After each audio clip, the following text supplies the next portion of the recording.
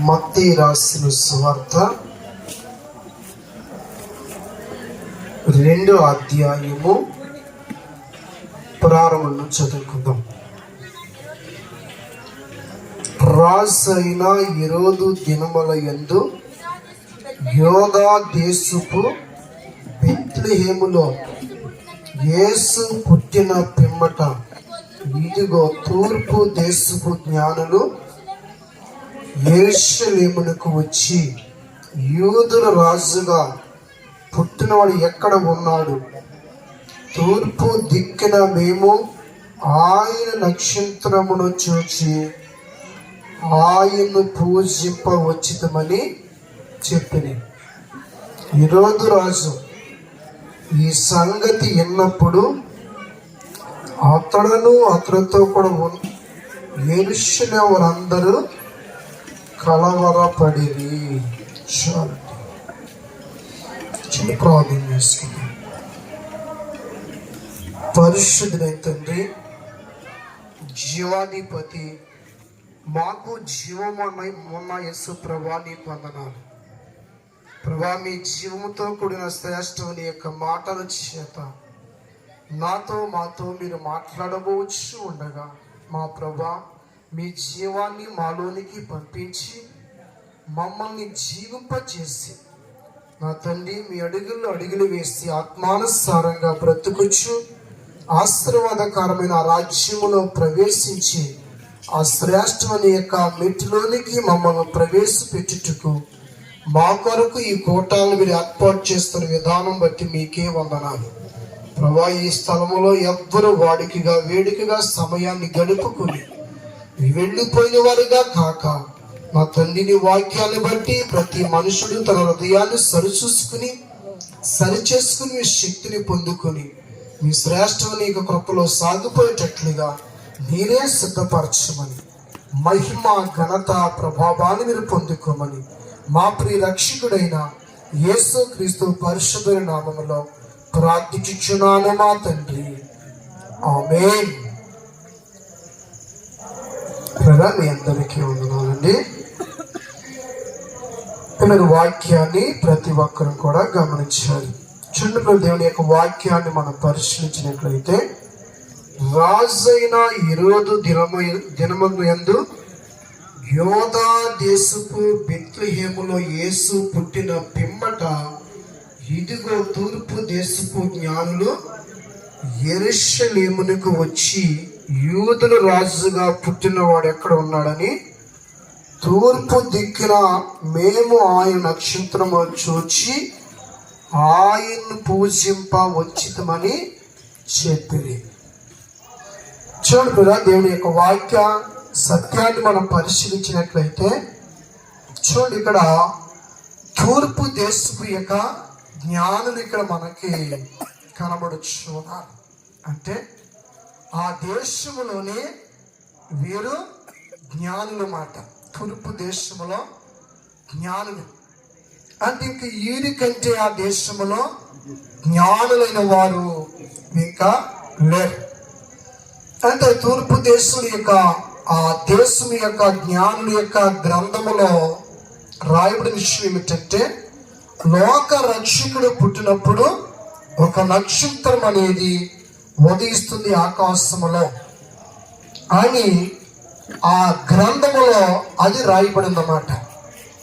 కాబట్టి వారు యేసు ప్రభు పుట్టారని ఎలా గుర్తించారంటే, ఆ నక్షత్రము అనేది ఉదయించటం అనేది ఆకాశములో వారు చూచి, ఇదిగో లోక రక్షకుడు పుట్టినడని చెప్పి వారి దేశము నుండి వారు యేసు ప్రభుని పూజించుటకు వారు ప్రయాణించినట్లు మనం గమనించగలం.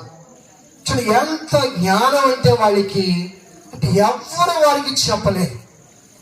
వారి గ్రంథాన్ని పరిశీలనగా చదివి వారి గ్రహించి ఆ నక్షత్రాన్ని బట్టి వారు ప్రయాణించినట్లు మనం గుర్తించాలి. అయితే యేసు ప్రభు ఎక్కడ పుట్టాడు? యూదయ దేశపు బెత్లెహేములో ఆయన పుట్టి ఉన్నాడు. అయితే ఇప్పుడు ఈ నక్షత్రము వీటిని ఎక్కడికి నడిపిస్తుంది అని మనం పరిశీలించినట్లయితే నక్షత్రం అయితే యోదయ దేశపు బెత్లెహేములోనికే వారిని నడిపిస్తున్నట్లు మనం గమనించాలి. అయితే వారు ఎక్కడికి వచ్చారు? యెరూషలేముకు వచ్చారంట. వాళ్ళు వీరు ఎక్కడికి వెళ్ళాలి? యోదయ దేశపు బెత్లెహేముకి వెళ్ళాలి. అంటే నక్షత్రము వారిని యోదయ దేశపు బెత్లెహేముకే నడిపిస్తూ ఉంది. కానీ వారు యెరూషలేముకు వచ్చారన్నమాట. ఏమండి, యెరూషలేముకి ఎందుకు వచ్చారు అనగా ఆ దేశంలోనికి అంటే ఇశ్రాయేలు దేశానికి వచ్చిన వారు.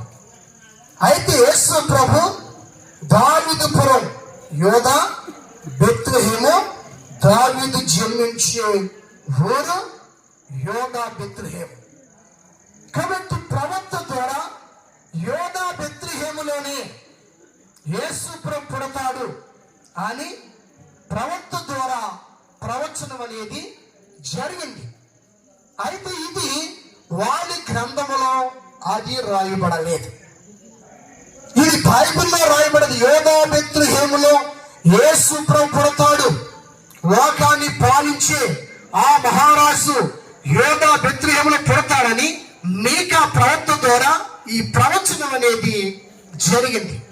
అయితే వారి జ్ఞానాన్ని బట్టి ఆయన మహారాజు కాబట్టి యెరూషలేములోనే ఆయన జన్మించి ఉంటాడు అని ఎక్కడికి వచ్చారంటే యెరూషలేముని అప్పటికి ఒక అన్యుడు, దేవుని వెరగని మనిషి యెరూషలేముని వేలచు తన శరీర సంబంధమైన స్వభావమును కనపరుచుకుంటూ ఆ కోటని బహుగా అతడు అలంకరించుకుని యెరూషలేము యొక్క రాజధాన్ని అతడు పాలించుచు ఆ రాజు అక్కడ ఏరోదు గడుపుతూ ఉన్నాడు. ఎప్పుడైతే వీరు యెరూషలేము దేశానికి వచ్చారో ఇక్కడ ఆయన పుట్టినడు అని చెప్పి ఎక్కడికి వెళ్ళాడు? యెరూషలేములోనికి వెళ్ళారన్నమాట. ఏమండి, మరి ప్రవక్తలు ఏం చెప్పారు? యోదా బెత్లెహేములో ఆయన పుడతారని చెప్పి బైబిల్లో రాయబడ్డాది.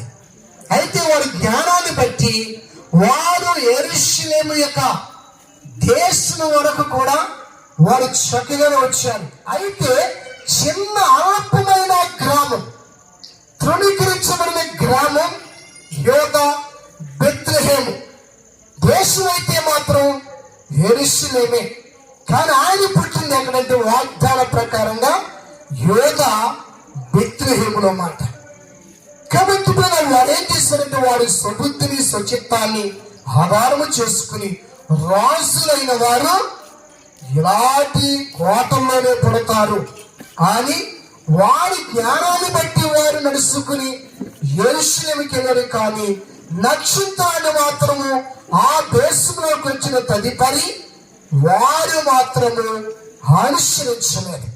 చూడు, నాడు క్రైస్తవ జీవితము కూడా సేమ్ డిటో ఇంతే. అంటే మనుష్యుల లోకములో లేక సమస్యల్లో లేక వెనుకల్లో లేక ఇబ్బందుల్లో చాలా సమస్యల చేత బాధపడిన ఆ దినాల్లో మనుషులు ప్రభుని ప్రేమించుటకు లేక ప్రభుని ఆరాధించుటకు దేవుని సన్నిధికి చక్కగా తేబడుతూ ఉంటారు. మంచిదే. కానీ దేవుని సన్నిధికి సమీపముగా దగ్గరికి వచ్చేసరికి నిర్ణయాలు నిబంధనలు వేరుగా మనుషులు మార్చేసుకుంటూ ఉంటారు. అంటే దేవుని సన్నిధికి వచ్చిన తదుపరి ప్రభును ఎలాగైతే మనం పోషించగలుగుతాము, ప్రభుని మనము ఎలాగైతే సేవించగలుగుతాము, ఎలాగైతే ఆరాధించగలుగుతాము అని ఈ ఆలోచన మాత్రము ప్రభు సన్నిధికి వచ్చిన తదుపరి ఎవ్వరికీ రావటం లేదన్నమాట. అంటే ప్రభు సమస్తను క్లీన్ చేస్తాడు, ప్రభు వెనుక నుంచి వినిపిస్తాడు, ప్రభు వ్యాధి నుంచి తగ్గిస్తాడు. మంచిదే. అయితే ఎప్పుడు వచ్చింది ఈ ఆలోచన? లోకములో ఉండగా ఈ తలంపు, లోకములో ఉండగా ఈ ఆలోచన, ఈ జ్ఞానం ప్రభు సన్నిధికి వెళ్తే నాకు మేలు జరుగుతుంది. ఏమండి? అయితే దేవుడి సన్నిధికి ఎవరికో జరిగిన మేలును బట్టి ఎవరో చెప్పిన మాటలను బట్టి దేవుని సన్నిధికి మీరు తేబడుతున్నారు, మంచిదే. కానీ లోకములో మీకున్న జ్ఞానం ఉందే, ఆ జ్ఞానాన్ని బట్టి మీకు సమస్యలు గురైపోయారు. ఆ జ్ఞానాన్ని బట్టి మీరు సమస్యలకి, అప్పులకి, వెనుకలకు, పాప నియమానికి మీ సొంత జ్ఞానమును బట్టి ఈడబడ్డారు. అయితే ఎవరో చెప్పిన మాటలను బట్టి ప్రభు సన్నిధికి వెళితే క్లియర్ అవుతుంది, మంచిది. మరి ప్రభు సన్నిధికి వచ్చిన తదుపరి నువ్వు ఎలా ఉండాలి? నీ జ్ఞానాన్ని పక్కన పెట్టాలి, నీ ఆలోచనని పక్కన పెట్టాలి, నీ స్వచిత్తాన్ని పక్కన పెట్టి పరిపూర్ణముగా ప్రభు మీద నువ్వు ఆనుకోవాలి. అప్పుడు ఆయనున్న స్థానానికి వెళ్ళే భాగ్యము, ఆయనతో పరిచయం అనేది అప్పుడు మీకు అనుగ్రహించబడుతుంది. చూడు, వీళ్ళు ఆ లోక జ్ఞానంతో యెరూషలేముకు మాత్రం వచ్చి చేరగలిగారు వారి జ్ఞానాన్ని బట్టి. అయితే యేసు ప్రభుని చేరుటకు అక్కడ వారు రాంగ్ స్టెప్ ఏంటంటే ఆ కోట వైపు చూశారన్నమాట. వారు అంటే రాజు లేని వారు, ఆయన యూదులకు రాజు కదా, ఇలాంటి స్థలాల్లోనే ఆయన పుడతారు అన్నట్లుగా వారి స్వంత నిర్ణయాలు తీసుకుని నక్షత్రాన్ని విడిచి వేరొక మార్గాన్ని వారు ప్రయాణించారు. ఈనాడు క్రైస్తవ జీవితం కూడా అంత ఇలాగే ఉంది. ప్రభుని ఆరాధించినట్లుగా, ప్రభు సన్నిధికి వచ్చినట్లుగా కనబడుతున్నారు. కానీ మనుషులు నడిచేది ఏ మార్గం? వేరొక మార్గాన్ని, వేరొక స్వచిత్తాన్ని ఆధారము చేసుకుని మనుషులు బ్రతుకుచున్నారు. చూడు, ఎలాంటి వారిని గురించి అపోస్తలుడైన పౌలు ఏం చెప్పాడంటే, చూడండి, కొరింథీయులకు రాసిన మొదటి పత్రిక 3వ అధ్యాయము 18వ వచనాన్ని చూస్తే, ఎప్పుడను తన్ను తాను మోసము చేసుకొనకూడదు. మీలో ఎవడైనా ఈ లోకమందు తాను జ్ఞాని అనుకుని వెడల జ్ఞాని అగినట్టు ఎర్రవాడు కావలేను. ఇది పౌలు చెప్పే మాట. ఏమండి, ఈ తూర్పు దేశపు యొక్క జ్ఞానులు యెరూషలేము వరకు వారి జ్ఞానాన్ని ఉపయోగించారు. కానీ యెరూషలేముకి వచ్చిన ఏం చేశారు? ఏమైపోయారు? ఆ సొంత జ్ఞానాన్ని బట్టి ఆ నక్షత్రాన్ని విడిచి ఆ యొక్క కోటలోకి వెళ్ళడం జరిగిందన్నమాట. అప్పుడు వరకు వాడి ప్రయాణము రాత్రి మాత్రం మనం చేస్తున్నట్లు గుర్తించాలి. ఎందుకంటే పగలు నక్షత్రము కనబడదు. ఏమండి, వాడు ప్రయాణము చీకటిలోనే వాడు ప్రయాణం అనేది కొనసాగించారు. అయితే యెరూషలేములోకి వచ్చాక ఏం చేశారంటే, ఎరుగు వచ్చేసి చెప్పేసి ఏం చేశారు? ఆ రాజుగారు కోటలకు పోయారు మాట. వాడు ఏమండి, మనుషులు ఎక్కడ రాంగ్ చెప్పంటే మారు మనసు పొందేకి ఇరుగులోకి వచ్చేకే జారిపోతున్నారు, మారు మనసు పొందేకే పడిపోతున్నారు, మారు మనసు పొందేకే జారిపోతున్నారు, మారు మనసు పొందేకే చెడిపోతున్నారు. అంటే ఇరుగులోకి వచ్చేకే మనుషులు జారిపోతున్నారు అన్నమాట. తెలుసా, చీకట్లో బాగా క్రమంగా దేవుడి సందుకు వచ్చాను. మారు మనసు పొందక ముందు చాలా ఆసక్తి కలిగి వచ్చి, మరి వాడు మనసు పొందటం అంటే చీకట్లో నుంచి వెలుగులోకి వచ్చి, వెలుగులో వచ్చినప్పుడు నువ్వేం చేయాలని ఎరిగించే ప్రభా, ఈ చీకటి తెరలను తొలగించి వెలుగు మార్గాన్ని నాకు వేసావు. అయితే ఎదుగులో నేను ఎలా నడాలి? ఇప్పుడు ఇష్టానుసారంగా నడవాలా, వాక్యానుసారంగా నడవాలా?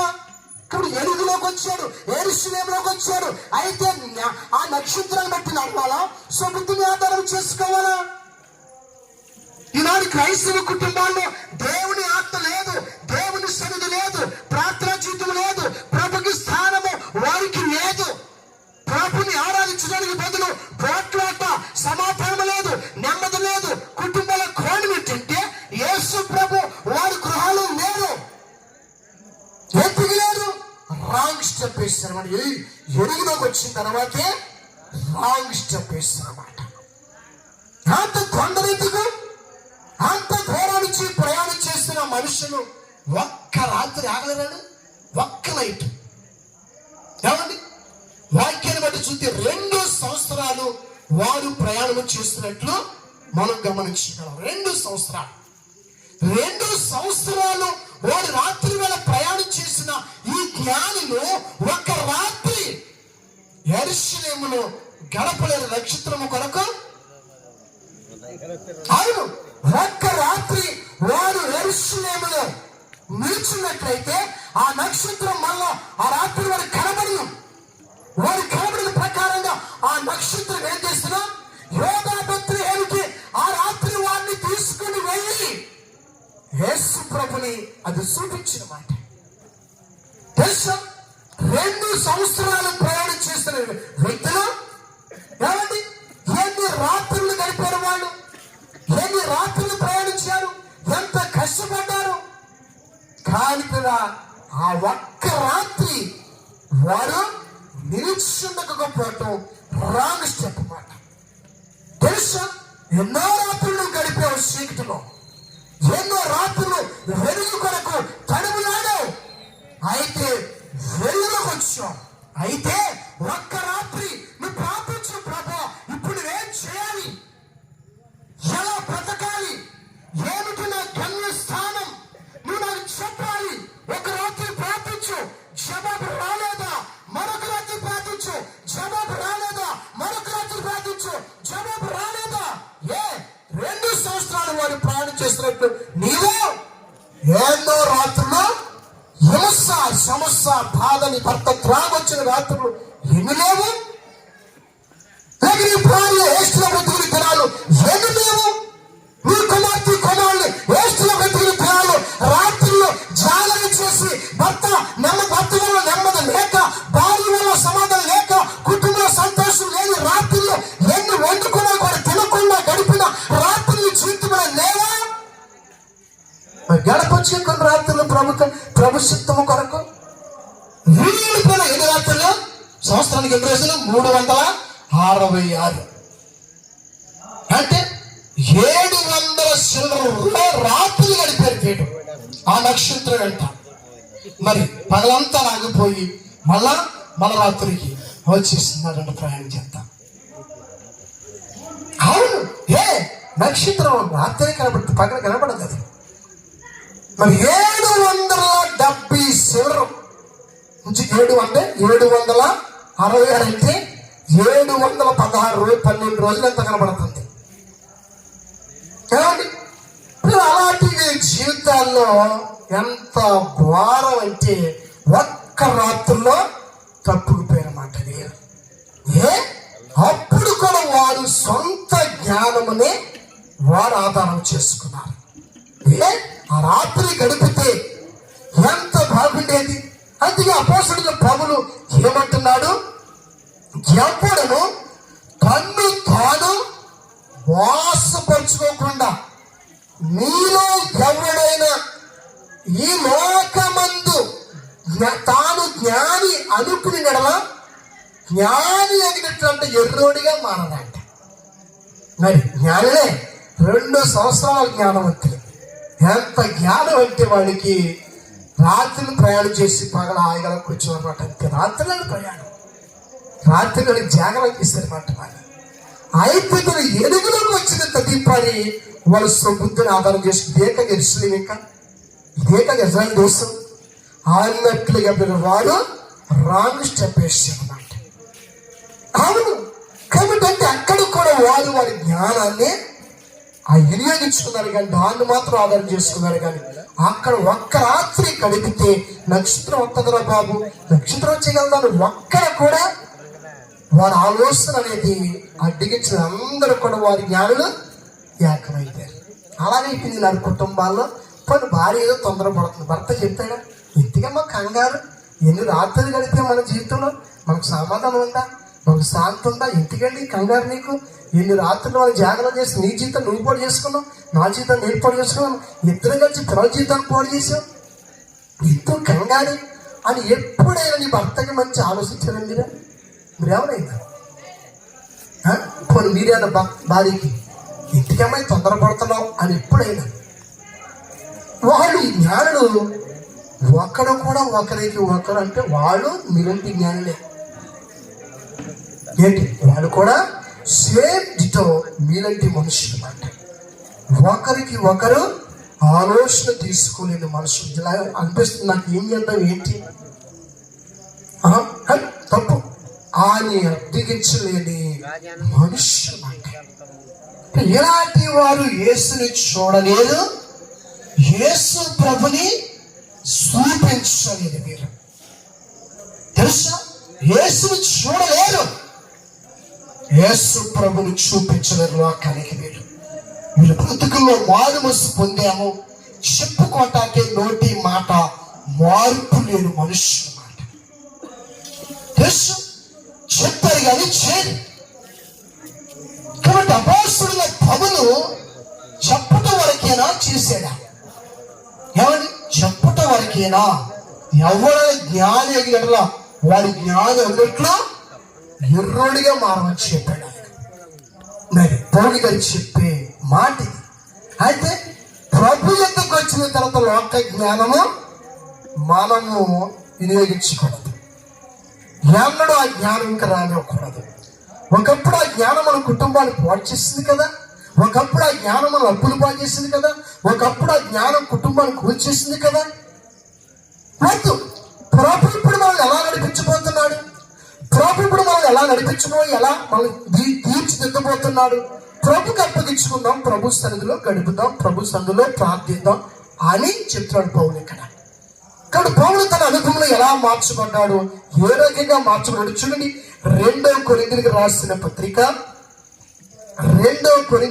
పత్రిక 5వ అధ్యాయం 13వ వచనాన్ని మనం చూస్తే, జాలయనగా మేము ఎర్రవారమైతిమా దేవుని నిమిత్తం అంటున్నాడు ఆయన. స్వస్థ బుద్ధి గల వరమైతిమా మీ నిమిత్తం అంటున్నాడు ఆయన. అర్థమైందా? జాలయనగా నేను ఎర్రవాడిని అయితున్నా నా జ్ఞానం పక్కన పెట్టి దేవునికి అప్పగించేసుకున్నాను. నేను ఏమండి, నా జ్ఞానం పక్కన పెట్టాను. ప్రభు సన్నిధిలో ఒక ఎర్రవాడు వలె ప్రభు నన్ను నడిపిస్తే అటు నడుస్తాను. ప్రభు నాకు ఏం చెప్తే అదే చేస్తాను. అదే స్వస్థ బుద్ధి. అతని జీవితము స్వస్థ బుద్ధి రావటం బట్టి ఎర్రవాడిగా మారాడు కాబట్టి బుద్ధిగా వచ్చింది, స్వస్థత వచ్చింది అన్నమాట. అంటే సొంత నిర్ణయము పౌలుకి లేదు ఇంకా. అతను ఏంట్రా బాబు ఎదురులాగా ఆడుతుంది ఏంటి, ఏ చెత్త చేస్తా చాలా మంది అంటారుగా. పెళ్ళి అవగానే ఏంటి కుమారుడు అయిపోతాడు, భార్య ఎచ్చుతుంది చేస్తే అది అమ్మ అంటుంది. ఏంట్రా అది ఎచ్చుతుంది చేస్తా ఎదురుడైపోయాడు నువ్వు అంటారు కుర్రాడిని. లేదు, తల్లి మాటే చేస్తున్నాడు, తండ్రి మాటే చేస్తున్నాడు. వాళ్ళ అత్తగారు భార్య ఏమంటారు, ఏంటి నువ్వు ఎర్రుడైపోయి ఉంటే మీ అమ్మ ఇచ్చితే ఇంకేదేనా, మీ నాన్న ఇచ్చితే ఇంకేదేనా, ఏంటి ఎర్రులా ప్రవర్తిస్తావేంటి, నీకేమైనా ఆలోచన వస్తుందా అని అంటే, తండ్రి మాట ఇంటి ఎర్రుడా, తల్లి మాట ఇంటి ఎర్రుడా, ఏమండి మరి దేవుని మాట ఇంటి ఎర్రుడా? అవును, మరి దేవుని మాట ఇంటి ఎర్రుడు కాదు. మరి వింటున్నావా, నువ్వు వింటావా, విన్నస్తావా? మరి అంతే మరి. కాబట్టి పౌలు ఏమంటున్నాడు, అనగా నేను ఎర్రవాడినైతున్నా ప్రభు నిమిత్తం ఎర్రోడిగా మారాను. ఎందుకని నన్ను నేను ఇంకా మోసము నేను చేసుకోలేను. ఇంతవరకు నేను మోసపోయాను, ఇంతవరకు నేను జారిపోయాను, నన్ను నేను అపవిత్రపరుచుకున్నాను, నా ప్రభుకి వ్యతిరేకమైన బ్రతికి నేను చాలా తెలుగుదలని అని పరిశుద్ధ శిబిరాలు పాడు చేసి పరిశుద్ధులను మరణం వరకు ఎందరో హింసించి చంపాను. కాబట్టి నేను ఇప్పుడు ఇక్కడ ఉండలేను, అలా బ్రతకలేను. ప్రభు చిత్తానికై నేను అప్పగించుకున్నాను. ఇదే స్వస్థ బుద్ధి. ఇలాంటి స్వస్థ బుద్ధితో అనగా నేను ఎర్రవాడిగా మారటం వలన మీ ఆత్మలు రక్షించబడతాయి, మీ కుటుంబాలు కట్టబడతాయి, దైవ శక్తి నా మీద నిలిచుంటుంది, దేవుని ఆత్మశక్తి నేను నడిపించబడతాను. ఎప్పుడు ఎర్రవాడిగా మార్చుకున్నప్పుడు. దేవునాత్మ మీ మీద ఉందా? ఉందని చెప్తారు మీరు, చెప్పలేరు. అవును, ప్రభు ఎలా నడిపిస్తాడో తెలియదు. నేను నా ఉదయం నా భార్యతో చెప్పిన ఎమర్జెన్సీలు అందరూ వెళ్ళిపోవాలి అక్కడికని చెప్పిన. ఎందుకని? ప్రభు నడిపిస్తున్నాడు. ఎందుకని? ఈ బైబిల్ కీసుకి ఎవరు రారు. పరిశుద్ధాత్ముడు నాకు తెలియజేసాడు మాట. రారు. సంఘాలు చెడిపోయారు, మనుషులు తండ్రులు తల్లులు చెడిపోయినారు. ఎవరు బైబిల్ కీసుకి రారు. కాబట్టి ఈ బైబిల్ కీసు జరగాలి. నువ్వు త్వరగా ఎవరొస్తాని ఈ సేవకులు కూర్చోబెట్టి బైబిల్ కీసు జరిపించే అని ప్రభు నాకు ఆలోచన నడిపించాడు. చెప్పినప్పటికీ మీరందరూ ఎమర్జెన్సీగా అమలప్పుడు వెళ్ళిపోవాలి. బైబిల్ కీసు జరగాలి. వేళ అనేక కొందరు రావట్లేదు, కొందరు వస్తున్నారు. వాళ్ళు బట్టి వారిని కునిగిపోకున్నట్లు మన వాళ్ళు కలిసి ఈ బైబిల్ సరిపోదామని చెప్పి నేను త్వరగా తోడు నా భార్య ఎదురు మాట్లాడతాను. ఇప్పుడు వరకు ఏమైనా చెప్పలేదు, ఇప్పుడు వరకే మాట్లాడలేదు. వీరేమో పూరీలు పిండేసుకున్నారు, మరి బంగాళదుంపలు కూడా ఉడకేసుకున్నారు. నాకు తెలియదు. ప్రభుని నడిపిస్తున్నాడు. ప్రభు నడిపించినప్పుడు మీరు అడ్డగించొద్దని గట్టించింది నా భార్య. అవును, ప్రభు నడిపించినప్పుడు ఏం చేయాలి? నడిపించబడాలి. నడిపిపోవాలి. ఏం చేస్తారు? అడ్డగిస్తారు. ఏం చేయాలి? గద్దించింది నా భార్య. మాట్లాడుతుంది పనికి వాళ్ళు మాట్లాడదు. కోపంతో చెప్పి గట్టిగా నేను గద్దించింది. ఎందుకని? దేవుని చిత్తం జరిగించాలి. తీరా వెళ్తే అసలు రాలేదు పిల్లలు ఎవరన్నా. అవును, ఏం చేస్తాం ఇప్పుడు? దేవుని కార్యం ఆపుతావా? సేవకులు యవనస్తులు యవనరాళ్ళు వచ్చిన వారు అందరం కలిసి హ్యాపీగా దేవుని కార్యాన్ని మేము జరిగించేసుకున్నాం. అవును, కాబట్టి మీరు భక్తి చేస్తున్న జీవితంలో ప్రభు సన్నిధికి వచ్చిన తర్వాత నేను చాలా జ్ఞానవంతుణ్ణి, చాలా జ్ఞానవంతురాల్ని. అప్పులు పాలైపోతావు, జబ్బులు పాలైపోతావు, సమస్యలకు విరికులకు అప్పగించబడతావు. ఒకప్పుడు నీ జ్ఞానం నిన్ను పరిశుద్ధంగా కాపాడిందా? నిన్ను ఒకప్పుడు నీ జ్ఞానం నీ కుటుంబాన్ని కట్టుకోగలిగావు. నీవు ఎలా పాడైపోయావేమో, ఎలా చెడిపోయావు. నీవు ఎన్ని రకాలుగా ఎన్ని కుటుంబాలు కూర్చావు నీ జ్ఞానం వల్ల. ఇంకెందుకు ఆ జ్ఞానం? ఇప్పుడు నేను ప్రభుకి అప్పగించుకోవా? అవును, ప్రభులు అలాగే ఎందరిలో పాడు చేశారు, ఎందరిలో సంపేశారు, ఎందరో పరిశుద్ధ శిబిరాలు పాడు చేసి ముక్కలకు ఎదురు తన్నాడు మాట. ఎక్కడ వెళ్తాడు? అవును, కాబట్టి ప్రభుని దర్శించగా అతడు మౌళ్ళు అయిపోయి మనుషుల మధ్య ఎలా మారిపోయినట్టు చూడండి. అపోస్తల కార్యములు 26వ అధ్యాయం. అపోస్తల కార్యములు 26వ అధ్యాయము చూడండి పిల్ల 22వ వచనం కూడా చూస్తే, ఆయనను నేను దేవుని వలన సహాయము పొంది నేటి వరకు నిలిచి ఇంటిని. క్రీస్తు శ్రమపడి మృతుల పునరుద్ధానము పొందువారిలో మొదట వరగటం చేత ఈ ప్రజలకును అన్య జనులకును వెలుగు ప్రసరించిపోవునని ప్రవక్తలను మోషేయు ముందుగా చెప్పిన కాక మరి ఏది చెప్పక అల్పులకును జ్ఞానులకును సాక్ష్యం ఇచ్చి చెప్తుందని చెప్పాడు పౌలు. ఇక్కడ యూదులకును అన్య జనులు కూడా నేను క్రీస్తు మృతి పొంది పునరుద్ధానుడై లేచిన తర్వాత వెలుగు మనుష్యుడికి ఎదట ప్రచురించబోతుందంట. దీనిని ప్రకటించుటకు ప్రభు కృపలో ఒక సాధనముగా నేను ఎన్నికైనా ఏర్పరచబడిన మనుషుని.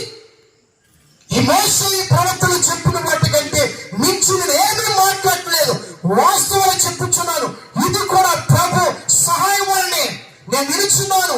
ప్రభులను నిలబెట్టి వాడుకుంటున్నాడు అని ప్రభుని విషయాన్ని మాట్లాడుతుంటే వారు ఏమన్నారు? చదవండి. అతడు ఎలాగో సమాధానము చెప్పుచుండగా పేస్తూ, పౌలా నీవు ఎర్రవాడివి. ఏమంటున్నాడు? పౌలా నీవు ఏమంటున్నా? ప్రవక్తలు మోషే చెప్పిన మాటలు ప్రవచనాలు వివరిస్తుంటే అవి ఈ మనుషులకి ఎలా ఉన్నాయి? ఇతన్ని ఎర్రాళ్ళు అనుకున్నాడు, ఎర్రడు అనుకుంటారు అందరూ కూడా. ఏమండి, అలా అనిపించుకోవడానికి మీకు ఎంత చిన్నతనం అయిపోతుందో. అమ్మో, మంచి బట్ట వేసుకోవాలి, మంచి ఇల్లు కట్టుకోవాలి, మంచి పిల్లల్ని మంచి మంచి కాన్వెంట్లో చదివించాలి. పాడైపోయిన పర్లేదు, చెడిపోయినా పర్లేదు. కానీ మనుషులు ఏమడాలి? చాలా తిరగలడు, చాలా తిరగలదని భార్య బొమ్మ అనిపించుకోవాలి. ఇదేంటి యేసుప్రభుని ఎలా అయిపోయారంటే? యేసుప్రభుని ఎలా అయిపోయాడు మీరే? ఏం చెప్పాడు పౌలు? సిలువను కూర్చిన వార్త నశించుచున్న వారికి ఉందా మీ గ్రామంలోనా? మీ ఇంటి పక్కన అంజండికి నువ్వు ఎర్రలో ఉన్నావా? నీ ఇంటి పక్కన అంజుడే కానీ, నీ గ్రామ సభ్యులే కానీ, నీ ఇరుగు పొరుగు వారు బంధువుల్లో నిన్ను ఎవరైనా ఎర్రోడు అంటారా? యేసుప్రభుని ఎరగనుడు. మరి వాళ్ళకంటే మీరే అన్నిట్లో ఉంటే ఇంకెక్కడంటారా? వాళ్ళకంటే మీరు అఫీషియల్గా ఉన్నారు. ఎందుకని? పద్ధతి రాగట్లేదు, పిల్లలకి అలవాట్లు లేవు. వచ్చిన డబ్బు రోజుకు వచ్చి 700 800 వస్తుంటే హాయిగా అప్పుడైతే బాగా తాగి మూకుడు మూతలు అమ్మేసి పనులు గెలకుండా పడుకోవటం. ఇప్పుడేముంది? కళ్ళు బాగేసారు, చక్క పాలు తగ్గుతున్నారు, చక్క ఉదయం మంచి టిఫిన్ తింటున్నారు, మంచి ఫలం. తాగి లేదు కాబట్టి జ్వరాలు లేవు, జబ్బులు లేవు. పండితులాగా చక్క మంచి కష్టపడతా ఉన్నాడు. చక్క అక్కడికి వెళ్ళడానికి 3 గాసులు బుందులు, చెవులకి పాపుడి బిందులు, చెంప సవరాలు, కాళ్ళకి పట్టీలు, కాళ్ళకి గజ్జులు, పిల్లలకి 2-3 అబ్బబ్బబ్బ అసలు ఎంత అంటే చెప్పటానికి వీలేదు మాట. యేసుప్రభువు ఉన్నారా? మనశ్శాంతి ఉందా? నెమ్మది ఉందా? సంతోషం ఉందా? ఎత్తపడతావా? ఏమండి, ఆలోచించు. అవును, చాలా మనుషులు పొరబడుతూ ఉన్నారన్నమాట. ఇలాంటి వాడు యేసు ప్రభుని చూపించలేరు.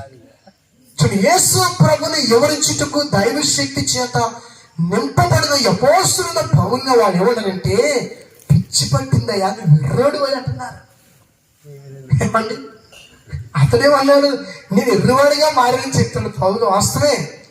కానీ వీడికి అర్థం ఏమిటంటే, పౌలా నువ్వు ఎర్రవాడివి, అతికి ఇచ్చి వలన నీకు ఎర్ర పట్టిందని గొప్ప శబ్దంతో పేస్తున్న వ్యక్తి గద్దించిన మన పౌరుని. పౌలు ఏమంటాడు చూడండి, మహాఘనత వహించిన పేస్తున్నా నేను ఎర్రవాడిని కాని గాని సత్యమును స్వస్థ బుద్ధి గల మాటలనే చెప్పుచున్నాను. ఎలాంటి శ్రేష్టమైన అనుభవంలో ఈ పౌలున్నాడు. అవును, మంచి ఘనత సత్యుడుగా ఉన్నాడు ఈ పేస్తున్న వ్యక్తి. అయితే ఎర్రవాడి కాదు, సత్యమును స్వస్థ బుద్ధి గల మాటలను చెప్తున్నాడు ఆయన. ఏమిటి స్వస్థ బుద్ధి గల మాటలు? వాక్యానుసారంగా బ్రతకటం, వాక్యానుసారముగా జీవించటం, అదే స్వస్థ బుద్ధి. ఒకడు బుద్ధి లేడు ఏమైపోయాడు? తండ్రిని కంటే ఆస్తిని ప్రేమించాడు ఆ బుద్ధి లేని కుమారుడు. ఏమండి, ఈ లోక భోగము ఆశించి తండ్రిని పెట్టాడు. ఈ లోక భోగాన్ని ఆశించి తండ్రికి వేరైపోయాడు. అలాగే ఈ తూర్పు చేసి జ్ఞానులు కూడా వాడు లోక జ్ఞానాన్ని ఆధారం చేసుకుని ఈ లోకంలో ఉన్న ఆ కోతని ఆశించి ఎవరికి ఎదిగాడు? నక్షత్రాలకి యేసు ప్రభు యొద్దకు నడిపించి యేసు ప్రభుని చూపించే ఆ నక్షత్రానికి వారు వేరైపోయారు. ఏమిటి ఆ నక్షత్రం? దేవుని వాక్యమని మనం చేస్తున్నాను. ఆ దేవుని వాక్యమే యేసుక్రీస్తుని నీకు చూపిస్తుంది. ఆ దేవుని వాక్యమే నిత్య జీవనానికి నిన్ను చేరుస్తుంది. అయితే వాక్యానుసారం జీవితం ఉందా నీకు? వాక్యానికి ఎరైపోయి ఇప్పుడు నీవు తెలుసా? అందుకే కీర్తన గ్రంథం చూడండి 16వ అధ్యాయము 3వ వచనం చూస్తే ఏమంది?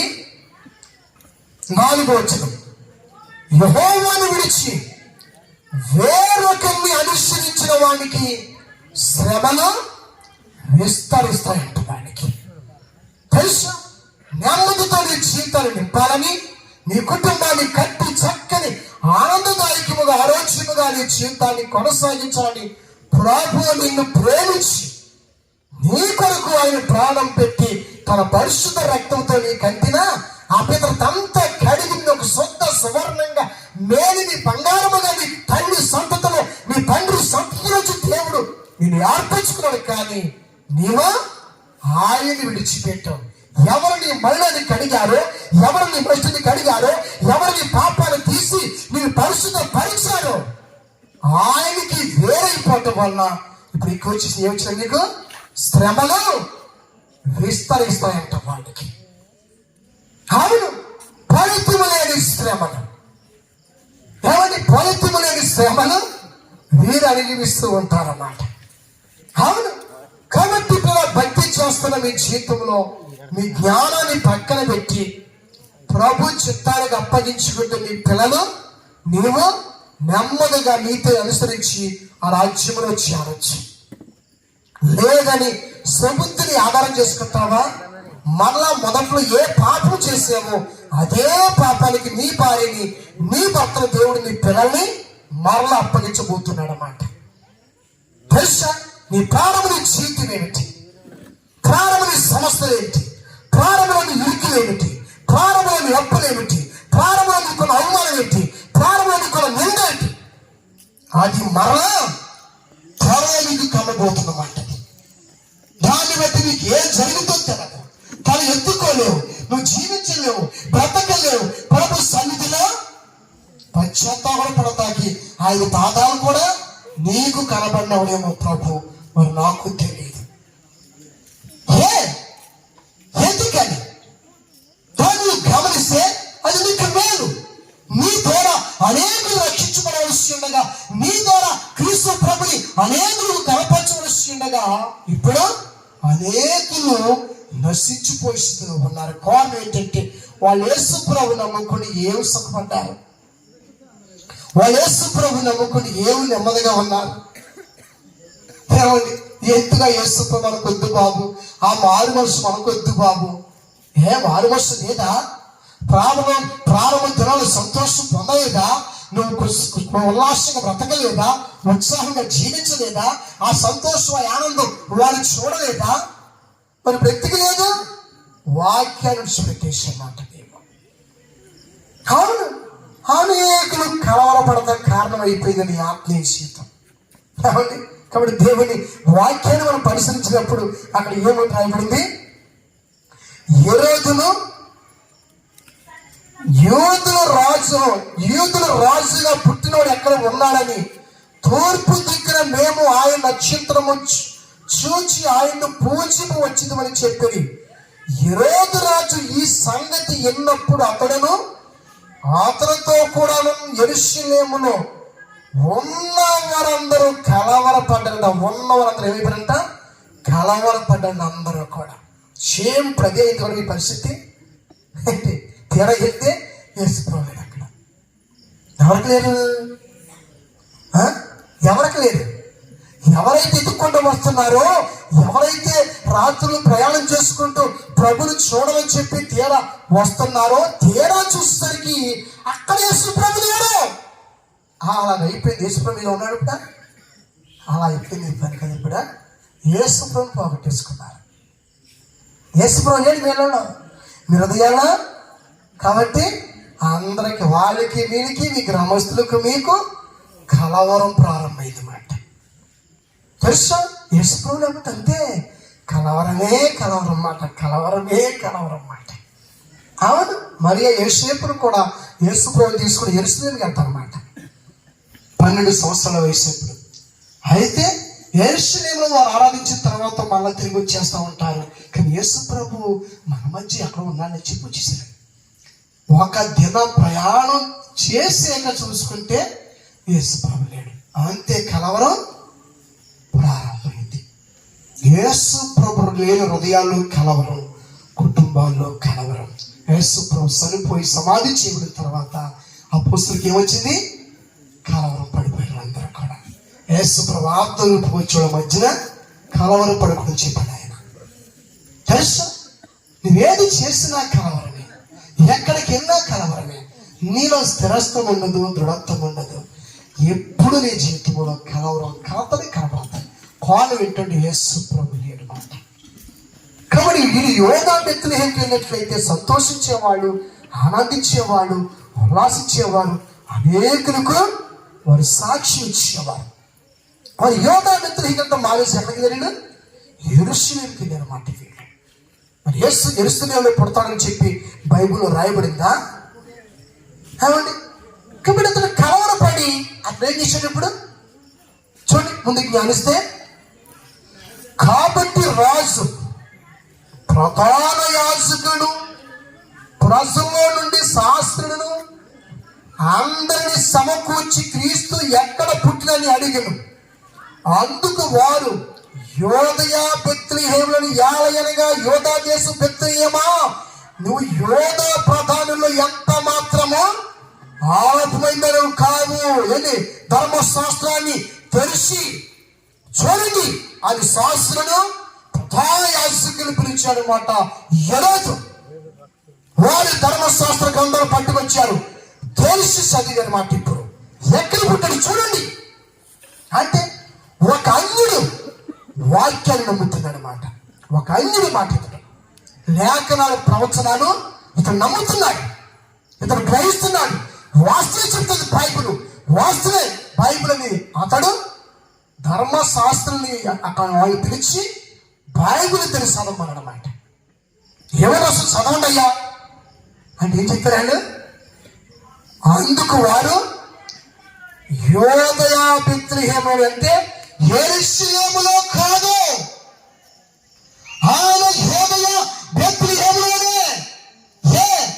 యోధా ప్రధానంలో నువ్వెంత మాత్రమును ఆలపమైన దానివి నీవు కాదు. నీ ప్రజలను పోలించు, అధిపతి నీలో నుండి వచ్చినని ప్రవక్త ద్వారా రాయబడి మీకా ప్రవక్త ఈ ప్రవచనాన్ని ప్రవచించాడు. కాబట్టి బైబిల్ని పరిశీలన చదివితే జనుల జీవితంలో నష్టపోవు. అవమానానికి నీ జీవితం గురి కాదు, నీ కుటుంబం చనిపోదు, నీ ఆత్మీయ జీవితం పాడైపోదు. ఆత్మీయ చెప్పాడు భక్తుడేమని, నీ వాక్యము పాపానికి దీపమది, త్రోవలకి వెలుగుతుంది. మరి వస్తున్నావు కానీ, వాక్యాలు వింటున్నావు కానీ అనుసరిస్తున్నావా? ఏదో రమ్మన్నారు కాబట్టి వెళతాం. ఏమండి? వాక్యాన్ని అనుసరిస్తే మీరు సేవకులుగా ఉండాలి. పాటికి ఈ పరిచర్య కొన్ని వేల సంఖ్యలోనికి వెళ్ళిపోవాలి. పరిచర్య మన సహోదరులు పిల్లలు చాలా కష్టపడి పిల్లలు వాళ్ళని బాగా నలగొడుతున్నారు. మీరు సహోదరులు కొత్త గ్రామాలకు వెళ్ళండి, కొత్త గృహాలకు వెళ్ళండి, సువార్త ప్రకటించండి, మానవసు పొందించండి అని చెప్తుంటే వాళ్ళు ఉంది గట్టిపడక మీరు వ్యభిచారం చేస్తుంటే, మీరు మోసాలు చేస్తుంటే, మీరు అబద్ధాలు ఆడుతుంటే, మీరు సెలఫోన్ చేస్తుంటే, మీరు రాజకీయాలు వెళ్ళిపోతుంటే, మీరు మోసాలు చేస్తుంటే, మీరు అబద్ధాలు ఆడుతుంటే, వడ్డీ వ్యాపారాలు చేస్తుంటే వాళ్ళ గడ్డి వరకు ఏమవుతుంది? మారు మనుషులు నీతిగా ఉన్నారా? మరి ఆయన భార్య మారు మనుషు పొందింది కదా, ఆ భర్త మారు మనుషు పొందాడు కదా, మరి ఆయన కుమార్తె మారు మనుషు పొందింది కదా. మరి యాలంటి పొలం వ్యక్తి బండికి వెళ్ళిపోతుంది, ఆయన భార్య ఎలా తిట్టేస్తుంది, బూతులు బిందు బిల్లుగా పోట్లాట, 10 రూపాయలు గొడవ, ఆ సరిహద్దులో గొడవ, ఆ కోడి కనబడుతూ గొడవ, ఎక్కడ చూస్తే గొడవ. ఏంటి మారు మనసు? మరి ఏమైపోతుంది ప్రయాస అంతా? ఆడేస్తారు. అవును, నువ్వు స్థిరంగా ఉంటేగా, నీ జీవితం స్థిరంగా ఉంటే నలుగురు మారు మనసు పొందుతారు, నలుగురు ప్రభు సన్నిధికి వస్తారు. కాబట్టి ప్రారంభ దినాల్లో మీరు అందరూ కూడా స్థిరంగా ఉన్నారు కాబట్టి గొప్ప ఉద్యోగం వేసింది సేవలో. ఇప్పుడు జారిపోయి కాబట్టి ఎలాగుంది? మీ కుటుంబాల్లోనే హింసలు పని చేస్తుంది. మీ పిల్లలు ఎలా ఉన్నారు ఇప్పుడు? ఏంటి అందరూ పాడైపోయి చెడిపోయిందన్నమాట. మనుషుల నుంచి నించిన ఏ యవనస్తుల చేతిలో చూసినా సెల్ టచ్, యవనస్తులు చదువుకున్న టచ్. ఏంటంటే క్లాసు దీంట్లో ఉంది. కరోనా పాపం బాగా పెంచింది భూమి మీదకి వచ్చి. ఏంటి కరోనా భూమి మీదకి వచ్చి పాపాన్ని బాగా పెంచింది అన్నమాట. ఏంటి క్లాసులో టచ్ ఫోన్ గెలుపుని, చిన్నోడు టచ్ ఫోనే, పెద్దోడు టచ్ ఫోన్. క్లాసులుగా దాంట్లో చూసేది చేసేది ఏం చేస్తున్నారు? అవును, ప్రభుత్వ సంబంధం వెళ్తుంది. నీకు ప్రభుత్వ సంబంధం ఉంది, ప్రార్థనాపడి తండ్రిగా ఉంటే, ప్రార్థనాపడి తల్లిగా ఉంటే, అసలు నీ పిల్లలు సెల్ ఫోన్లో ఏం చేస్తున్నారో అది నీకు అర్థమవుతుందన్నమాట. నాకు అర్థమైంది. బైబిల్ క్విజ్ వలన ఎంతమంది రాలేదో రాయమని చెప్పాను ఈ సేవకునికి. ఎన్ని మీ సంఘాల్లో ఎంతమంది ఉన్నారు? 10 సంవత్సరాల నుంచి పైకి యవనస్తులు యవనుల పేర్లు రాయండి. ఏ సంఘం నుంచి ఎంతమంది వచ్చారు, ఏ సంఘంలో ఎంతమంది రాలేదో మొత్తం రాయమని చెప్పాను. ఈ కోటలో మీ అందరికి చదివిపించాలి. ఏ గ్రామం నుంచి ఎంతమంది వచ్చారు యవనస్తులు యవనరాలు బాలులు, అది చదవాలి అని చెప్పి అందరికి లిస్టులు అయ్యి తయారు చేసి చెప్పినారు. చాలా మంటగా ఉందన్నమాట. నిన్న నుంచి బాధ దుఃఖముగా ఉందన్నారు. అది ప్రయాస అంతా కూడా కాబట్టి వ్యర్థమైపోతుంది. ఈనాడు తల్లిదండ్రులే వేస్ట్ మనుషులు అయిపోయారు. అవును, తల్లిదండ్రులు బట్టి బిడ్డల జీవితాలు పాడైపోయి, వారి జీవితాలు చెరిగిపోయి, శ్రేష్ఠునికి అనుకూలంగా ఉండవలసిన వారి జీవితాలు అలా మొక్క చెక్కలు చేసేస్తున్నారు పిల్లల జీవితానికి. కారణం వాక్యానుసారంగా జీవితం లేకపోవటం బట్టి ఇప్పుడు ఆత్మీయంగా చాలా నువ్వు అల్పమైన దానిగానే ఉన్నావు. ఇప్పుడు ఎందుకని నిన్ను పాలించే ప్రభు నీ ఇంట్లో లేడు మాట. ఇప్పుడు అక్కడ ప్రభుని ఇంట్లో లేడు. ఏమంటున్నాడు? యోధా బెత్లెహేమా, యోధా ప్రధానంలోని ఎంత మాత్రమో ఆలపమైన దానివి కావు. ఒకప్పుడు నేను చాలా ఆలపమైన వాడినే, పనికిరాని వాడినే, పనికిరాని వ్యక్తినే, వేస్ట్ మనిషినే. కానీ నన్ను వేరే ప్రభు నాలోకి వచ్చాడు. నన్ను పోషించే ప్రభు నాలోకి వచ్చాడు. నన్ను వేరే ప్రభు నా గృహంలోకి వచ్చాడు. కాబట్టి ఇప్పుడు నన్ను ప్రభు గొప్పవాడిగా మార్చాడు. శ్రేష్ఠుడిగా ప్రభు నన్ను మార్చుకున్నాడు. నాకు వేలుకున్నాడు అన్నమాట. నన్ను వేలే ప్రభు నాకున్నాడు. ఆయన పరాక్రమశాలి, ఆయన బలాఢ్యుడై ఉన్నాడు. సర్వశక్తిగా దేవుడు కుమారుడై ఉన్నాడు. ఆయనకు సాటైంది విలువ ఏదుడు వేదుడు లోకములో ఆయనని వేలుతూ ఉన్నాడు. మరి నేనేవుతుంది? పాపమే అవుతుంది, ధనాపేక్ష అవుతుంది, బండి ప్రీతి అవుతుంది, లోక ఆశ నిన్ను వేలతో ఉన్నాయి. ఎక్కడ నీకు నెమ్మది, ఎక్కడ నీకు సంతోషం, ఎక్కడ నీ కుటుంబంలో అభివృద్ధి? కాబట్టి ప్రతి మనిషి జీవితాన్ని మనం పరిశీలన చేసుకున్నట్టు దేవుని వాక్యం ప్రభు మానవంచాడు ఆయన. కాబట్టి ఏ రోజు ఏం చేశాడు? శాస్త్రులను ప్రధాన యాజకులు పెద్దలు పిలిచి, యోధుడు రాజుగా పుట్టినవాడు ఆయన ఎక్కడ పుట్టిన రాయుడు చదవండి అయ్యా మీరు ఆయన చెప్తే వాళ్ళు ఏం చెప్పారు? యోదయ బెత్లెహేములో చెప్పారన్నమాట. యోదయ బెత్లెహేములో దావీదు పురములోనే ఆయన పుట్టినని రాయబడ్డాది. అవును, ప్రవచనములు ఎన్నడూ నిరర్థకము కాదు. కాబట్టి యోదయ బెత్లెహేములోనే దావీదు పురములోనే ఆయన పుట్టినని వాక్యంలో రాయబడ్డాది అని వారు చెప్పారన్నమాట. అయితే లూకాసు సువార్త 2:11 చూసి మనం ముగించుకుందాం.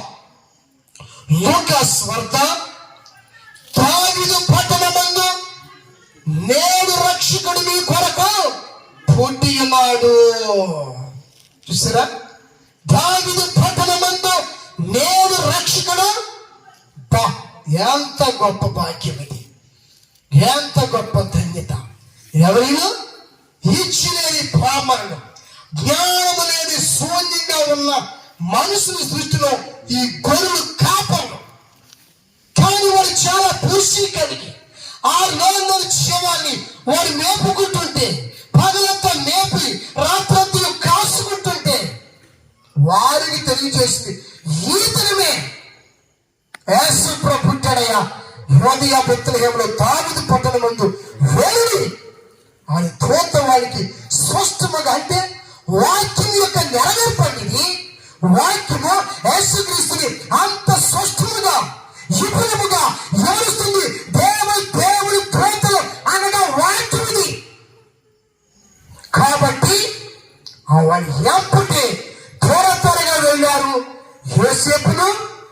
మరియాను తొట్టిలో పడుకుని ఉన్న శిశువును చూశారంటున్నాడు.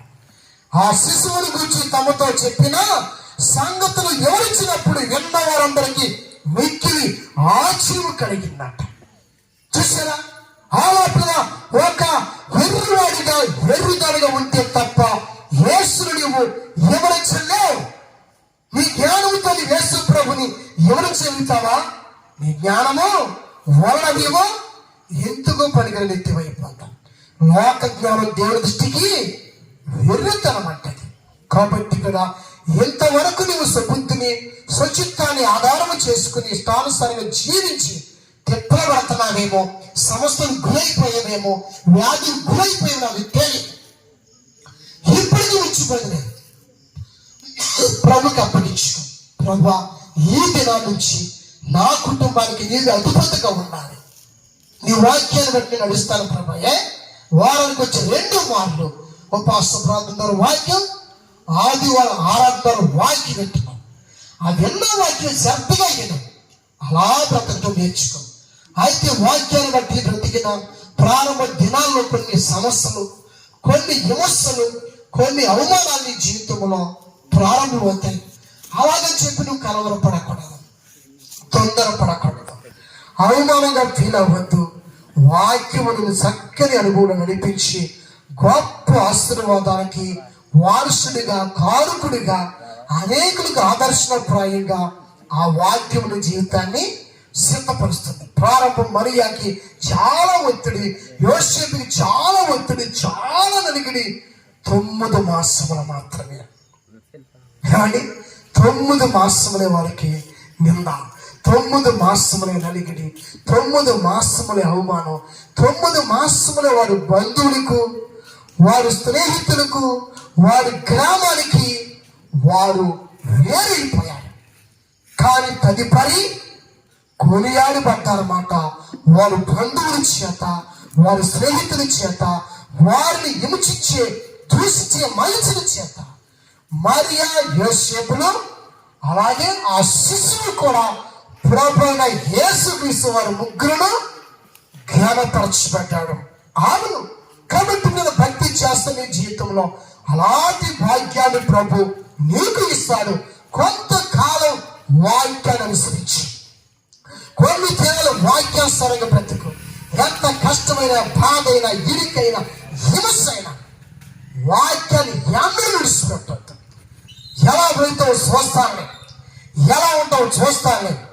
బెదరేస్తారు, కొందరు గద్దిస్తారు, కొందరు నీకు బుద్ధులే కట్టారు, కొందరు నీకు జ్ఞానంలో కూడా అయిపోయాను, నీకేదో రాసేసిన పాస్టర్, నీకేదో అయిపోయిందంటారు.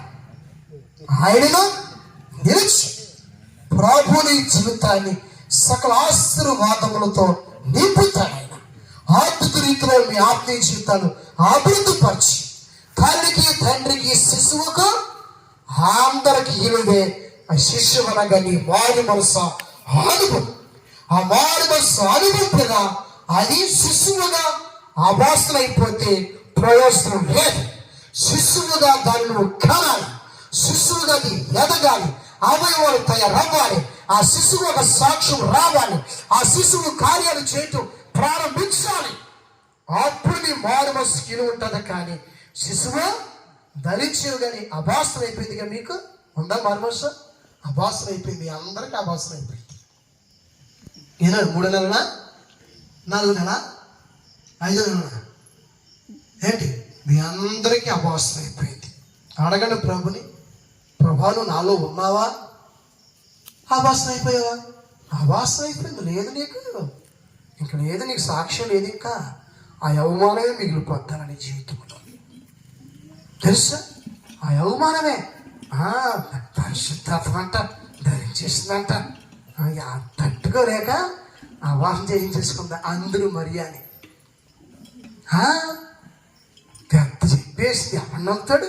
పరిశుద్ధాత్మ నీతిమంతుడా ఈ మరియా అని అందరూ దూషిస్తుంటే, దేశిస్తుంటే ఆవు కానీ అభాసం చేయించుకుంటే ఆ అవమానం ఎప్పుడు మిగిలిపోను మరి ఆ జీవితంలో. కానీ ఓర్చుకుంది, తట్టుకుంది, తాడుకుంది, అలాగే సహించుకుంది, అలాగే బిగమెట్టుకుంది. అలా అలా రోజుకి ఎరుసలేం మొత్తం తెలిసిపోయింది. మళ్ళా స్టార్ట్ అయింది యోధా బెత్లెహేములో. దేవుని దూతల చేత ప్రారంభమైంది మళ్ళా సాక్ష్యం. మళ్ళా ప్రపంచానికి సాటింది ఇప్పుడు ఆ దూతల సాక్ష్యం. మరియా ఆ నిరీక్షణ. నీకు మాత్రం ఆ యవ్వనంతో సస్తావు, నీవు ఆ యవ్వనంతో సమాధి అయిపోతావు. నీకు సాక్ష్యం లేదు, నీకు లేదు. అభాసన అయిపోయింది. యేసు ప్రభువు నీలో లేదు. నీలో పాపము పరిపక్వమైంది, మరణము కాసుకున్న మాట మీ కిటికీకి ఎక్కుతుంది. ఆ మరణం మీ జీవితాల్లో ఇక నెమ్మది చూడలేరు. మీ జీవితాల్లో నిత్య జీవం చూడలేరు. మీ జీవితాల్లో అభివృద్ధి ఉండదు, ఆశీర్వాదం ఉండదు. వారు సభాసన అయిపోయింది. ఇప్పుడు అవమానమే మిగిలిపోయింది. అన్ని గ్రామాల్లో ఈ సంఘాలను బట్టి, ఈ మారు మనసును బట్టి మీ బంధువుల్లో అవమానం, మీ స్నేహితుల్లో అవమానం, మిరిగి పడిన వారి మధ్య అవమానం. కాబట్టి రాబోయే కాలంలో కూడా మీకు పాప క్షమాపణ అలాంటి వారికి ఉండదని పరిశుద్ధాత్మ దేవుడే ఆయన సాక్షి ఇస్తున్నారు. లేదు ఓర్చుకోగలిగేవా? సహించుకుంటే ఎలా ఉండదు జీవితంలో? దూతల చేత సాక్ష్యం మాట, అనేకుల చేత సాక్ష్యం మాట. అయ్యో నేను అపార్థం చేసుకున్నావే, నిన్ను ఇలా అనుకున్నావే, అలా అనుకున్నావే అని ఎందరో మరియా పాదాలు పడి ఉంటారు. మరియా పాదం దగ్గర, ప్రభా నువ్వు గర్భంలో ఉండగా నేను దూషించేవయ్యా, నిన్ను అపార్థం చేసుకున్నావయ్యా, యేసేపుని అపార్థం చేసుకున్నావు, మరియాను అపార్థం చేసుకున్నావు, వ్యభిచారం వల్ల పుట్టిన పిల్లవాడునుకున్నాం ప్రభా అని అందరూ ఏడ్చుంటారో, ఎందరూ ఆయనకి ప్రాధాన్యపడి ఉంటారో, ఎందరు కన్నీరు కాచి రొమ్ము కొట్టుకుని ఏడ్చుంటారు. ఈ మరియాను పెట్టిన నిందలకు, శిశువుని దూషించిన ఆ దోషలకు, యేసేపుని అవమానించిన విధానానికి యెరూషలేము, యోధా బెత్లెహేము అందరూ ఏడ్చుంటారన్నమాట. తెలుసా? మమ్మల్ని క్షమించు క్షమించు క్షమించు. మీ పాస్టర్గా చెప్పే భక్తి మంచిది, మీ మారుమస్తమే మంచిదని చెప్పి నువ్వు కరెక్ట్గా ఉన్నట్లయితే వాడికి అందరూ ఏడ్చిండేవాళ్ళు. ఇప్పుడు ఎలాగుంది? మారుమస్తట ఏమైంది ఇప్పుడు? ఎలాగుంది ఇప్పుడు? ఏమైపోయింది కుటుంబం? ఏమైపోయింది మారుమస్త? ఏంటి ఇప్పుడు? అంత వేళగా గేలిగా మిగిలిపోయింది. కారణం ఏంటంటే నక్షత్రాన్ని విడిచిపెట్టేసి హెరోదు కోటల వైపు అనక లోకస్తుడి వైపు, లోక రీతిలో బిల్డింగుల వైపు, కోటల వైపు చూడటం బట్టి యేసుప్రభుని పోగొట్టేసుకున్నారు అన్నమాట. కాబట్టి మరలా నీవు ట్రాక్లోకి రాగలిగితే అద్భుతం చూడగలుగుతాం. చూసి మనం ముగించేసుకుందాం. 10వ వచనాన్ని మనం చూసినట్లయితే, వారు నక్షత్రములు చూచి ఆశ్చర్యపడుతున్నై ఇంటిలోనికి వచ్చి మరియాను, ఆ తల్లిని మరియాను, ఆ శిష్యువును చూచి చాగిలు పడి ఆయన్ను పూజించి తమ పెట్టెలు ఇప్పి బంగారమును సాంబ్రాణి బోళమును కానుకలుగా ఇస్తారన్నమాట. తెలుసు ఏం చేసినట్టు? సాగిలు పడ్డారు వచ్చాను. తెలుసా? సాగిలు పడే తెలుసుంటే వాడికి మీకు అందరూ బంగారం ఇచ్చి ఉండేవారు. బోళం కానుకలు అసలు ఎన్ని ఇచ్చేసేవారు అసలు మీకు అసలు పాడు చేసుకున్నారు. మీకేం చేస్తాం? తిప్పల మాట మరి పాడు చేసి ఛాన్స్ పోగొట్టేస్తుంది. మీకు అవకాశం ఉండదు. ఇంకా దాటిపోయింది మాట. లేకపోతే ఇలా సాగిలు పడేవారు మీ మారుమస్కి. తెలుసా? ఇలా సాగిలు పడేవారు మాట. ఆ జ్ఞానులు సాగిలు పడ్డారండి. ఎవరికి? అవమానముగా వచ్చిన మరియాకి సాగిలు పడ్డారన్నమాట. అలా సాగిలు పడేవారికి కానీ మీరు పాడు చేసుకున్నాం, చేజార్చుకున్నాం. నీ జీవితంలో నీవి అనేకులకు సాగిలు పడే పరిస్థితి దేవుడు ఏర్పాటు చేస్తారన్నమాట. నీకు బాబోయ్ ఏదో రకంగా సాయించండి, బాబోయ్ ఏదో రకంగా, బాబోయ్ ఈ జబ్బుతో పడ్డాను, బాబోయ్ ఎప్పులతో, బాబోయ్ అని 2 చేతులు తోడించి పెద్దలకి చిన్నలకి, బాబోయ్ నా కుమార్తెని కాపాడు, బాబోయ్ నా భర్తని కాపాడు అన్న స్థితికి దిగజారిపోతుంది నీ జీవితం. లేదా బాబు నీతో పాప ప్రార్థించేదమ్మా, మా పిల్లడి బాగుందమ్మా, అయ్యా అప్పులతోనయ్యా ప్రార్థించేదమ్మా, అమ్మ ఎందుకని వేసుకుని తరం కొంచెం చెప్పమ్మా, నా భర్త కొరకు, నా కుమారుడు కొరకు అని ఉండేవాడు, పాడు చేసేసుకున్నావు. ఇప్పుడు నువ్వు అనేకులకు చేతులు జోడించే స్థితిలోకి వెళ్ళిపోయింది నీ బ్రతుకు ఇప్పుడు కదా. అనేకులకి నమస్కారం చేస్తున్నావు, అనేకులకి సాగిలిపడే స్థితిలోకి వెళ్ళిపోయావు. దేవుని దాసురాలుగా ఉండవలసిన నీవు, దేవుని దాసుడిగా ఉండవలసిన నీవు లోకానికి సాగిలపడుతున్నావు, లోకానికి నమస్కారం చేస్తున్నావు. లోకం నీకు సాగిలు పట్టగా ప్రభు నిన్ను కోరుకున్నాడు, కానీ దాన్ని పాడు చేసుకున్నావు. కేవలం నిన్ను నీవే మోసం చేసుకున్నావు. నేను జ్ఞానం కలిగిన వాడిని, నేను జ్ఞానం కలదని చెప్పి మీకు మీరే మోసం చేసుకుని మీ రక్షణ భాగ్యాన్ని పాడు చేసుకున్నారు. ప్రార్థన చేసుకున్నాను. ఈయన వాక్యాన్ని బట్టి ప్రార్థన చేసుకున్నాను. పరిశుద్ధుడైన మా తండ్రి, గొప్ప రక్షకుడా, విమోచకుడా, వాస్తవాలను మాట్లాడు ప్రభా. వాస్తవే మాట్లాడు, ఇది వాస్తవే ప్రభా. రక్షణ లేదు, అవాసనైపోయింది. నా రక్షణ అవాసనైపోయింది. నా హృదయంలో ఎంత సంతోషం ఉండేది నాయన, ఎంత ఆనందం ఉండేది ప్రభా. సంతోషం అంతా పోయింది. నేనే కాదు, నా బిడ్డలు కూడా పాడు చేసేసాను ప్రభా. నేనే కాదు, నా భార్యను కూడా పాడు చేసుకున్నాను ప్రభా. నా ద్వారా ఎందరో నెమ్మది పొందాలి, ఎందరో మార్పు చెందను ఆశించి ఈ రక్షణ భాగ్యం నాకు వచ్చేవు. ఇప్పుడు నాకే రక్షణ లేదు ప్రభా. నా కుటుంబంలో నెమ్మది లేదు, నా శరీరంలో ఆరోగ్యం పోయింది నాయన. నా ఎముకలు, నా మాంసం వాసన కొడుతున్నాయి, కప్పు వాసన. బ్రతుకుండగానే దుర్వాసన కొడుతుంది ప్రభా. నా సాక్ష్యము ఎస్సయ్యాను క్షమించు అని ప్రార్థించగలుగుతాను. సహోదరి, సహోదరుడా, అనేకులు నీకు సాగిన ఫలాన్ని ప్రభుని నియమించాడు, కానీ అనేకులు నీకు నమస్కారం చేయాలని, అనేకులకు వందనం చేయాలని, అయ్యా అనేకుల్ని కానుకలు ఇవ్వాలని ప్రభును నియమించుకున్నాడు. కానీ అయితే నువ్వు పాడు చేసేసుకున్నావు. నీవు సాగిన పరిస్థితిలోకి వెళ్ళిపోయావు. నీవే అనేకులకు చేతులు జోడించి, అయ్యా నా బిడ్డ విషయంలో సహాయపడు బాబు, నా కుమార్తెలో సహాయపడు, అయ్యా నా భార్య కాపాడు అలా మనుషులు బ్రతుకులు అనుకుంటున్నావు. మనుషుల వైపు చూస్తున్నావు, మనుషులకు చేతులు జోడిస్తున్నావు. నీకు అనేకులు చేతులు జోడించాలని, అనేక నీకు సాగిన ప్రభుని నియమించాడు, కానీ నువ్వు పాడు చేసుకున్నావు. మరియా లాంటి ఓర్పు నీలో లేదు, యోసేపు లాంటి ఓర్పు లేదు. వాక్య లేఖనాలు నెరవేర్పుని జీవితము కొరకు నువ్వు ఎదురు చూడలేకపోయావు. వారు ఒక్క రాత్రి కనిపెట్టలేకపోయారు. 2 సంవత్సరాల రాత్రులు ప్రయాణం చేసి ఒక్క రాత్రి వారు మోసపోయారు. ఆ ఒక్క రాత్రి వారు నిలుస్తున్నట్లయితే, వారు యెరూషలేములో నిలుచుంటే చాలిపోను. వారు ఉదయాన్నే లేచి కోటలోకి వెళ్ళిపోయారు. వారు కోటలోకి వెళ్ళారు. వారిని బట్టి ఎంతో అపాయం జరిగింది, వారిని బట్టి ఎన్నో కలవరం జరిగింది. అలాగే నీ జీవితం కలవరంతో ఉందాం. ఇప్పుడు నీ హృదయం అంతా కలవరమే. తెల్లారితే కలవరం, అప్పులతో కలవరం, బాధలతో కలవరం, జబ్బులతో కలవరమే. నీ జీవితమే కలవరం అయిపోయింది. నెమ్మది లేదు, సంతోషం లేదు, సమాధానం లేదు. సోదరి, దీనిగల కానును కనిపెట్టి ప్రార్థించలేకపోయావు. ఒక రాత్రి లేదు, 2 రాత్రి లేదు, 3 రాత్రి, 4, ఎన్ని రాత్రులైనా ప్రభు చిత్తము కొరకు కనిపెట్టాలమ్మా. ప్రభు చిత్తం ఏంటి అడగాలయ్యా. ప్రభు చిత్తము కొరకు కనిపెట్టాలి. ఎరుగులోకి వచ్చిన తర్వాత ఎలా నడవాలో, ఎలా జీవించాలో, ఆ మేలు కలిగే మార్గం ఏదో దాన్ని అడగాలి కదా. నువ్వు అడగాలి కదా.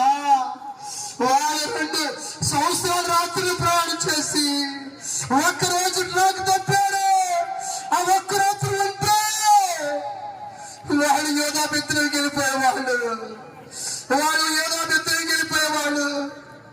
వారిని బట్టి యెరూషలేములో గొప్ప హింస, యెరూషలేము ప్రాంతంలో గొప్ప హింస, యోధా బెత్లెహేములో గొప్ప హింస.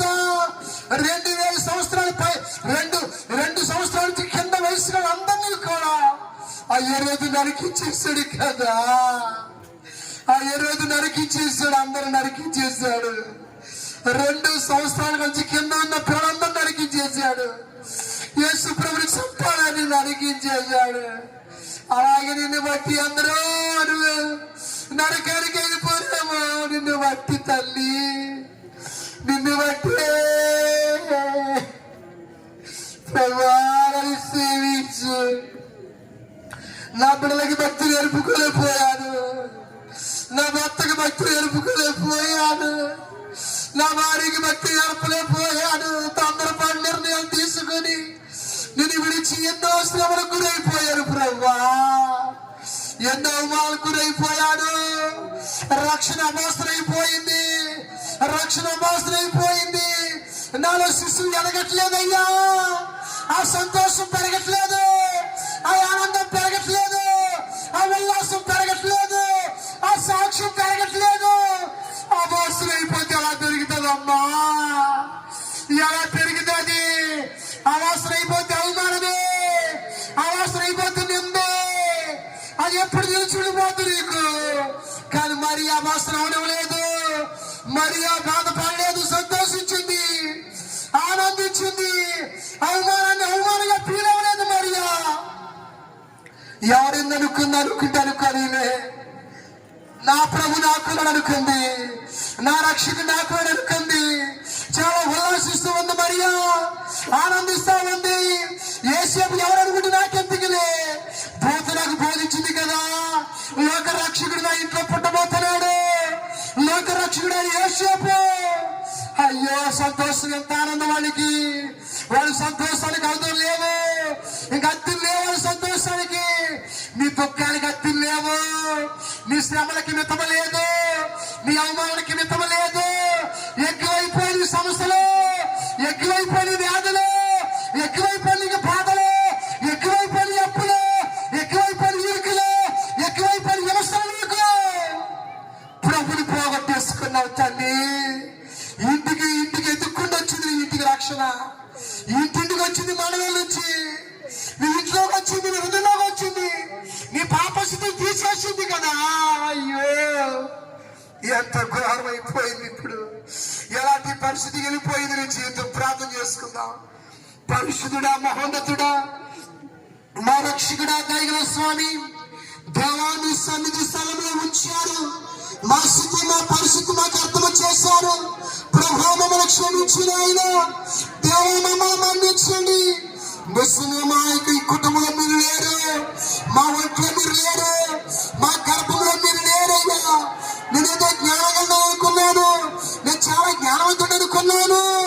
నా కుటుంబాన్ని పాడు చేసుకున్నాను, నా రక్షణ పోగొట్టుకున్నాను, నన్ను నేను మోసం చేసుకున్నాను, నా సాక్ష్యాన్ని పాడు చేసుకున్నాను. ప్రభా నేను ఎర్రోడిగా మారలేకపోయాను, నీకు అప్పగించుకోలేకపోయాను, నీ తట్టు చూడలేకపోయాను. అలా చూసినట్లయితే పౌరుడు వల్ల ఎన్నో సంఘాలు కట్టుండేవాడిని, పౌరుడు వల్ల ఎందరిలో మార్చుండేవాడిని, పౌరుడు గారి వల్ల ఎన్నో నీ శక్తిని వివరించుండేవాడు. ప్రభా నన్ను క్షమించిన ఆయన, నన్ను మన్నించిన ఆయన, దయతో మన కోపసుపోయా, దయతో మన దయసుపోయా. మళ్ళా మీ రక్షణ కావాలి, ఆ రక్షణ కావాలి. నా ఇంట్లోకి రావాలి, నా ఒంట్లోకి రావాలి, ఇద్దరు నాతో రావాలి. నేను బుద్ధిహీన ప్రభా, నేను బుద్ధిహీన ప్రభా, నన్ను క్షమించు ప్రభా, నన్ను మన్నించు ప్రభా, నాకు హృదయాన్ని ప్రభా నీ ఇతరుగా మార్చినాడా, చేతుడిగా మార్చినాడా, నీ ఆత్మతో నింపయ్యా, నీ రక్షణతో అలంకరించయ్యా. ఆ సంతోషం కావాలి, ఆ ఆనందం కావాలి, ఆ ఆశీర్వాదం కావాలి, ఆ ఉల్లాసం కావాలి, ఆ రక్షణ వాక్యం కావాలి. ఇద్దరు నాలోకి రావాలి, నాలోకి రావాలి, నాలోకి రావాలి, నాలోకి రావాలి, బయటికి రావాలి, బయటికి రావాలి. ఏసే ఏసే ఏసే రావాలి, రావాలి, రావాలి, రావాలి, రావాలి. వండిగా వండిగా వండిగా ఏసగా ఏసగా ఏసగా ఏసగా ఏసగా ఏసగా రావాలి, రావాలి, రావాలి, రావాలి, రావాలి, రావాలి, రావాలి. ప్రభా మీరు మోసుకెళ్తాను ప్రభా, ఇతర వచ్చి మోసిపోతాను, నేను కైపోతానయ్యా. ప్రార్థిస్తానయ్యా, నీ శక్తుల కొరకు, నీ ఇష్టల కొరకు, నీ వారికి నెరవేర్పు కొరకు నేను కైపోతానయ్యా, కైపోతానయ్యా. కలవరపడను, కలవరపడను, కలవరపడను, కంగారు పడను, కంగారు పడను, కలవరపడను, కలవరపడను. నిదానిస్తాను, వచ్చిన